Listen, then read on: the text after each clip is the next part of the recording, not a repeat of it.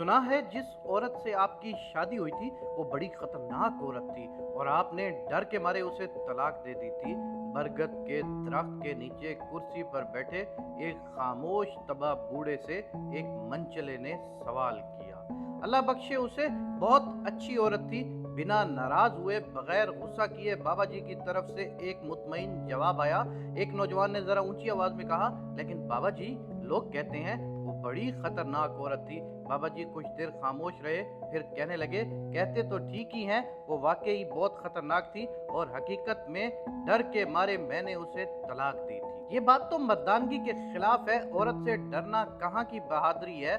नौजवान जोशीले अंदाज में बोला, मैं औरत से नहीं डरता था, मैं तो उससे डरता था जिस तक उसकी रसाई थी।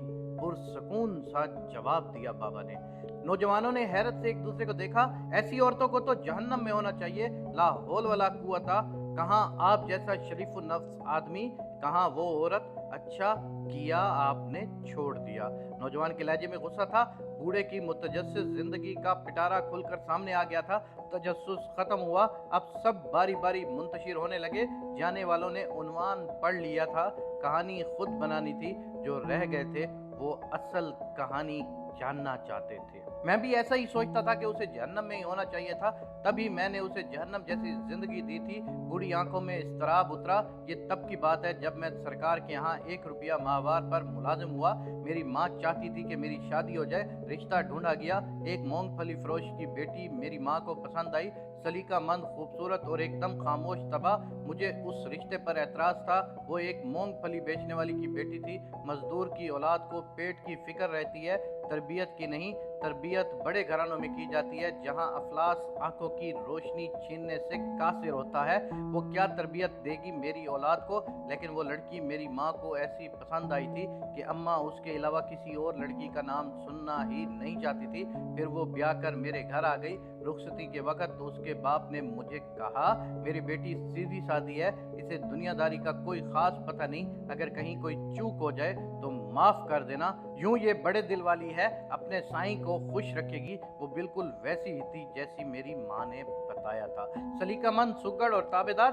बाहर दोस्तों के साथ मेरी सोबत कोई अच्छी न थी। मुलाजमत के औकात में खाना घर से बाहर खाता, दोस्तों में बैठता, रात गए तक महफिल चलती, फिर घर जाता।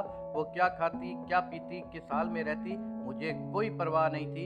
इन्हीं दिनों मेरी माँ भी दुनिया से रुखसत हो गई। एक रोज मैं जुए में भारी रकम हार कर थका हारा घर आया तो कहने लगी, आप तो खाना बाहर खा लेते हैं, मुझे भूख लगती है, हो सके तो एक ही बार महीने का राशन डलवा दीजिएगा। रोज रोज बाजार से खरीदारी की सोबत नहीं उठानी पड़ेगी। क्या इस मूंगफली बेचने वाली की बेटी की इतनी औकात कि मुझसे मुतालबा करे। मुझे तैश आया, हूं ना तुम किसी बड़े बाप की बेटी कि तुम्हें पूरे महीने का राशन खर्च चाहिए। अपनी औकात देखिए। गुस्से में आकर उस पर हाथ उठाया और मुगल्लज़ात भी बके। मैं ये नहीं सोच सका कि आखिर उसे जिंदा रहने के लिए रोटी तो हर हाल में चाहिए थी। वो जिस्मानी एतबार से काफी कमजोर थी, मार बर्दाश्त नहीं कर सकती थी। पशेमानी थी या क्या, वो 2 दिन तक बिस्तर पर पड़ी रही। मुझे उसकी कोई परवाह नहीं थी। फिर उसने घर में ही सीना परोना शुरू कर दिया। हाथ का हुनर उसके काम आया। यूं उसकी रोटी का इंतजाम हो गया और मैं ये सोचकर पहले से भी बेपरवाह हो गया। एक रोज एक हमसाये ने मुझे रोककर कहा, दिन में जब आप घर नहीं होते तो आपके घर से बातों की आवाजें आती हैं। मेरे सिवा मेरी गैर मौजूदगी में कौन आता था जिससे वो इतनी आवाज में बातें करती थी। गुस्सा हद से सवार था। बस ना चलता कि उसे जान से मार दूं, लेकिन मैं बस एक मौके की ताक में था। एक रात पिछले पहर किसी के बोलने की आवाज पर मेरी आंख खुली। चांदी रात में सहन में पड़ी हर शय बिल्कुल वाजे दिखाई दे रही थी। मैं उठकर दरवाजे तक आया और आवाज ज्यादा वाजे हुई। वो कह रही थी, साईं, सुबह एक रोटी के लिए आटा घर में मौजूद है, वो एक रोटी खाकर चला जाएगा। ये सोचे बिना कि मैं सारा दिन भूखी रहूंगी। मेरी रोटी जब तक तेरे जिम्मे थी तो इज्जत से मिलती थी, जब तूने अपने नायब के हाथ में दी तो रोटी के साथ बेइज्जती और अजियत भी मिलने लगी। मुझे अब रोटी तू ही दे, तेरा बनाया नायब तो खाइन निकला। वो मेरी शिकायत कर रही थी, लेकिन किससे, कौन था जो उसे रोटी देता। मुझसे भी पहले मैंने बाहर आकर देखा वो सहन के बीचों बीच चारपाई पर बैठी खुद से बातें कर रही थी। वहाँ कोई भी न था। मेरे पैरों तले से ज़मीन निकल गई। वो खुदा से मेरी शिकायत कर रही थी। वो उस लम्हे मुझे कोई और ही मखलूक लगी। वो बहुत कम बोलती थी, लेकिन वो किसी के साथ इतना बोलती थी। आज मुझे समझ आया, वो तो बहुत बड़े बाप की बेटी थी। कैसी औरत थी जो अफलास के होते हुए भी खुदा शनास थी। मेरा जिस्म खौफ से कांप रहा था। दिन चढ़ते ही मैंने सामान बांधा और उसे उसके घर छोड़ा। सुसर ने तलाक की वजह पूछी तो मैंने डरते हुए कहा, ये बड़ी खतरनाक औरत है, बड़े दरबार में मेरी शिकायतें लगाती है। मुझे डर है कि बादशाह को किसी दिन ताव आ गया तो मेरा हशर ना कर दे। हकीकत ये थी कि मैं उसके साथ इंसाफ नहीं कर सका। उसका बाप घर की दहलीज पर खड़ा था। मेरे पलटने पर कहने लगा, मैंने तुम्हें कहा भी था कि इसे दुनियादारी नहीं आती। ये तो बस साईं को खुश रखना जानती है। इसकी मुराद खुदा थी और मैं खुद को समझा था।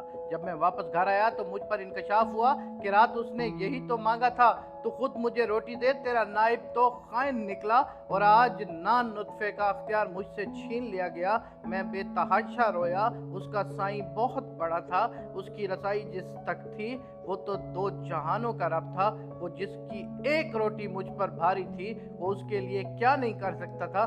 मैं वाकई डर गया था। मैं आज भी डरता हूँ, कहीं मेरे हक में उसने कोई बद्दुआ न कर दी हो। ठीक कहते हैं लोग, कहाँ मैं कहाँ वो। बूढ़ी आंखों में नमी उतरी। मैं कोर चश्म उसे पहचान न सका।